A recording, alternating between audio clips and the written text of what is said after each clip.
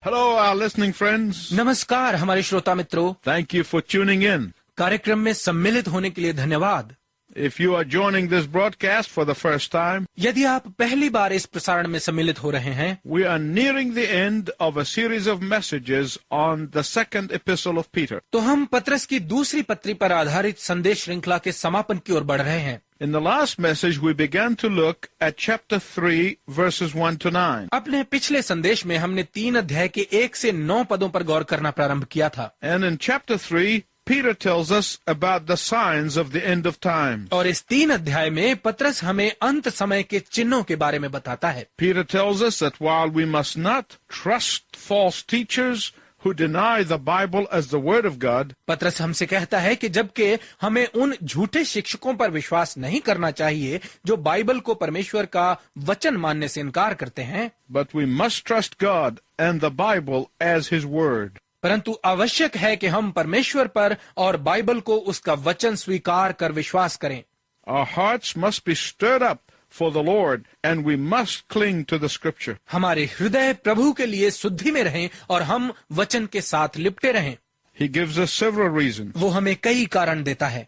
First, पहला, because the Bible is the Word of God. क्योंकि Bible परमेश्वर का वचन है। And secondly, और दूसरा, Peter tells us because God is in control. पत्रस हमें बताता है क्योंकि परमेश्वर नियंत्रण करता है। In chapter 3, verse 3, 3 अध्याय के 3 पद में Peter said that when you see apostasy in the church, पत्रस कहता है कि जब तुम कलीसिया में धार्मिकता का त्याग देखो, when you see people mocking the Bible, जब तुम लोगों को बाइबल का मजाक उड़ाते देखो, when you see the name of the Lord is taken in vain, जब तुम देखो कि प्रभु का नाम व्यर्थ में लिया जा रहा है, when you hear arrogant blasphemy, जब तुम्हें घमंड पूर्ण ईश्वर निंदा सुनाई दे, when you see and hear all of this rather than being taken back by them, जब तुम ये सब देखो और सुनो इसके बजाय कि वो तुम्हें अपने साथ मिलाएं, you should see them as a definite indications that the end is near. तुम्हें चाहिए कि इसे एक निश्चित चिन्ह जानो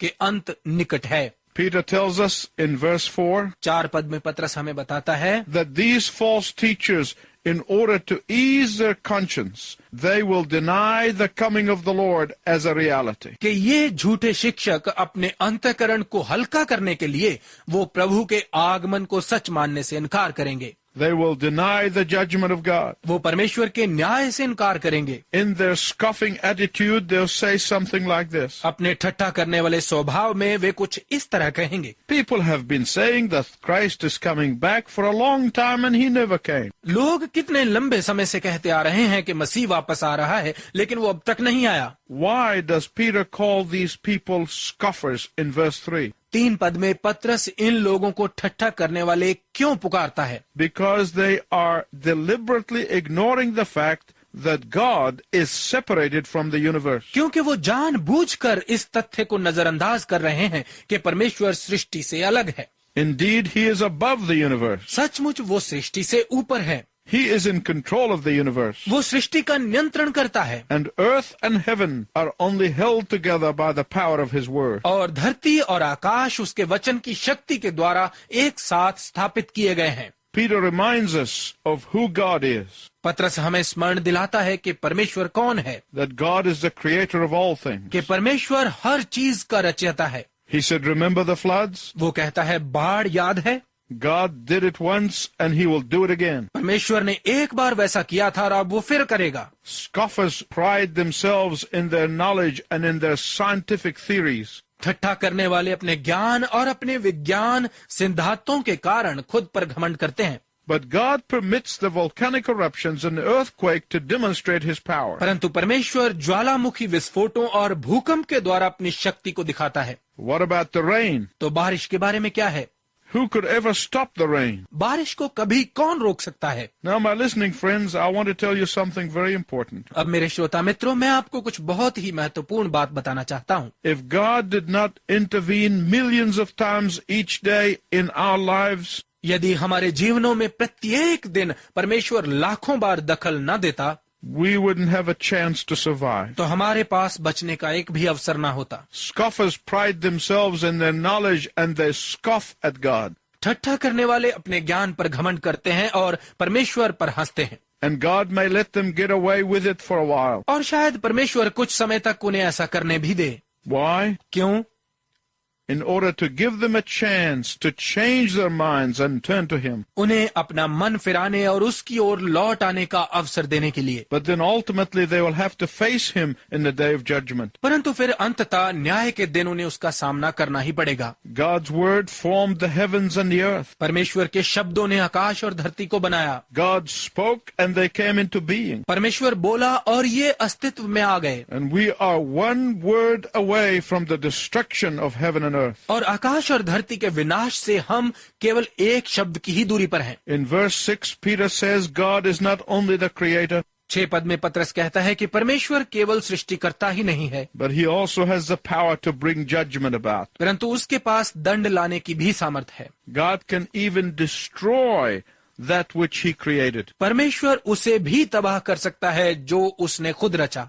It is foolishness to willingly forget or deny who God is and who we are. ये मूर्खता है कि हम जानबूझकर भूल जाएं या इनकार करें कि परमेश्वर कौन है और हम कौन हैं। By His word He creates and by His word He destroys. अपने शब्दों के द्वारा वो रचता है और अपने शब्दों के द्वारा वो नाश भी करता है। John in Revelation 20 talks about the destruction of the earth. प्रकाशित वाक्य 20 अध्याय में यूहन्ना धरती के नाश के बारे में बात करता है। And Jesus prophesied in the Gospel of Matthew chapter 13 verse 40. और मत्ती रचित सुसमाचार 13 अध्याय के 40 पद में प्रभु यीशु ने भविष्यवाणी की, As the tares are gathered and burnt in the fire, so it will be the end of the age. जैसे घास फूस को इकट्ठा कर आग में जलाया जाता है वैसा ही समय के अंत में होगा। Peter says in verse 7, when God created the earth, 7 पद में पतरस कहता है जब परमेश्वर ने धरती की रचना की He seeded it with sufficient water to destroy it. तो उसने इसमें इसे नाश करने के लिए पर्याप्त पानी बोया है। In the same way, He seeded the heavens and the earth with enough fire to destroy it. इसी रीति से उसने आकाश और धरती को नाश करने के लिए इनमें पर्याप्त आग बोई। In Colossians 1:17, Paul tells us, कुलुस्सियों की पत्री 1 अध्याय के 17 पद में पौलुस हमें बताता है, in Him all things held together. उसी में सब वस्तुएं बनी हुई हैं। If His restraining and controlling hand were to be removed even for a millisecond, यदि उसका नियंत्रण करने और संभालने वाला हाथ 1 सेकंड के छोटे से भाग के लिए भी हट जाए, the earth would melt like butter. तो सृष्टि मक्खन की तरह पिघल जाएगी। Right now, the heavens and the earth are kept for the day of judgment and destruction of the ungodly men. इस समय ये आकाश और धरती न्याय के दिन और अधर्मी मनुष्य के नाश के लिए रखे हुए हैं। God is not only the creator who puts all things together, परमेश्वर केवल वो सृष्टिकर्ता ही नहीं है जो सब वस्तुओं को एक साथ बनाए रखता है, but thirdly, in verse 8, God is always on time. परंतु 8 पद में तीसरी बात कि परमेश्वर हमेशा ठीक समय पर है। Scoffers will attempt to convince us that we are all gods. ठट्ठा करने वाले हमें इस बात का यकीन दिलाने का प्रयत्न करेंगे कि हम सब परमेश्वर के हैं। Or if there is a God, He has fallen asleep. या ये कि हाँ एक परमेश्वर है जो सो गया है। It's not so, Peter said, ऐसा नहीं है, पतरस कहता है, because one day with the Lord as 1,000 years, and 1,000 years is as one day. क्योंकि परमेश्वर के लिए एक दिन 1000 वर्ष जैसा और 1000 वर्ष एक दिन जैसा है। Peter is quoting here from Psalm 90 verse 4. पतरस यहाँ पर भजन संहिता 90 अध्याय के 4 पद में से बात कर रहा है। Here's what the psalmist said. ये है जो भजनकार ने कहा, For 1,000 years in your sight are like yesterday when it is past, and like a watch in the night. क्योंकि 1000 वर्ष तेरी दृष्टि में ऐसे हैं जैसे कल का दिन जो बीत गया व रात का एक पहर। My listening friends, please listen very carefully to this. मेरे श्रोता मित्र, कृपया इसे बहुत ध्यानपूर्वक सुनिएगा। With God there is no past, present or future. परमेश्वर के लिए कोई भूतकाल, वर्तमान काल और भविष्यकाल नहीं है। When He identified Himself to Moses, जब उसने मूसा को अपनी पहचान दी, He told him that His name is I am. उसने मूसा से कहा कि मेरा नाम है मैं हूँ। Tell them, He said, that I am sent you. उनसे कहना कि मैं हूँ ने मुझे भेजा है। I am means I was and I will be. मैं हूं का अर्थ है मैं था और मैं रहूंगा। Yet God does not call himself I was. तो भी परमेश्वर अपने आप को मैं था नहीं पुकारता है। Why? क्यों? Because that may indicate that he used to be. क्योंकि इससे शायद ये लगे कि वो होता था। He does not call himself I will be. वो अपने आप को मैं होऊंगा नहीं पुकारता है। Why? क्यों? So that we don't imagine that he's only yet to come. ताकि हम ये ना सोचें कि वो तो अभी आने वाला है। But he said I am, परंतु उसने कहा मैं हूं, which means I was, is, and will be. जिसका अर्थ है कि मैं था, हूं और रहूंगा। Peter tells us that one word brought the creation into being. पत्रस हमें बताता है कि वो एक शब्द सृष्टि को अस्तित्व में लाया And one word will end all things. और एक ही शब्द सब वस्तुओं का अंत कर देगा। Peter tells us that we are dealing with the one to whom time is not divided into past, present, and future. पत्रस हमें बताता है कि हम उसके सन्मुख खड़े हैं जिसके लिए समय अतीत, वर्तमान और भविष्य में नहीं बटा है। God is infinite in his essence. परमेश्वर अपने सार में असीम है। God is absolute in his dominion. परमेश्वर अपनी प्रभुता में पूर्ण है।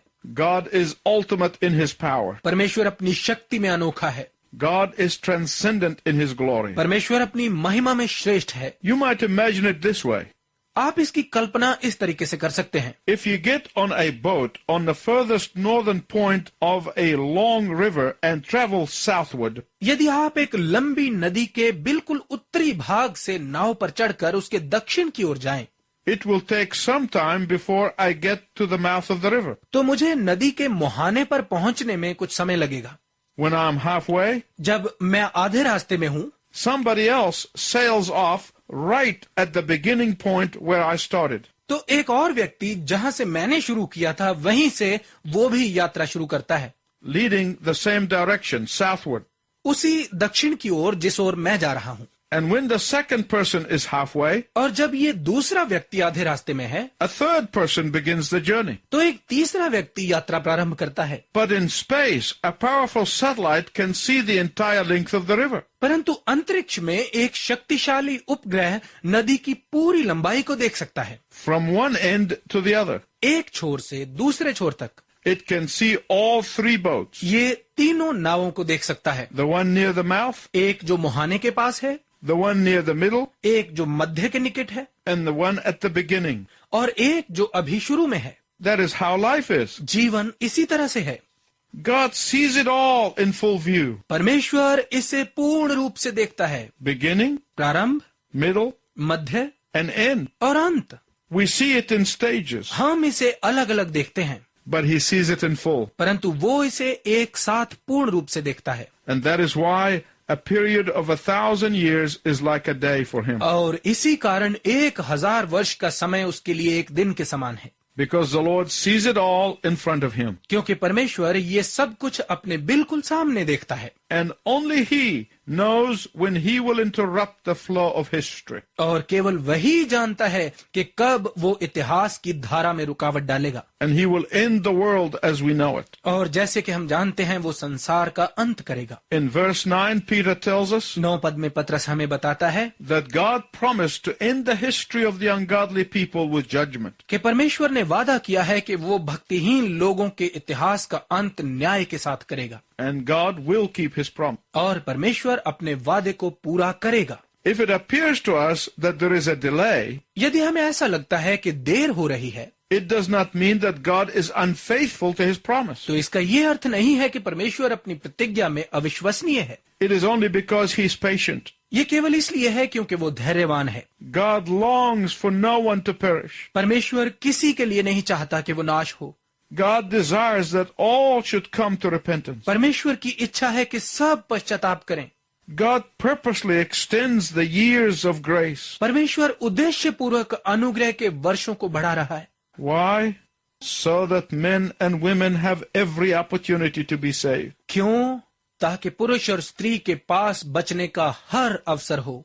He delays his day of judgment long enough so that those of you who are listening to us who do not believe may come to hear his message and turn your heart toward Him. वो अपने न्याय के दिन में इतनी देर इसलिए करता है ताकि आप जो हमें सुन रहे हैं, आप में से जो विश्वास नहीं करते हैं, वो उसके संदेश को सुनने के लिए आएं और अपने हृदय उसकी तरफ मोड़ें।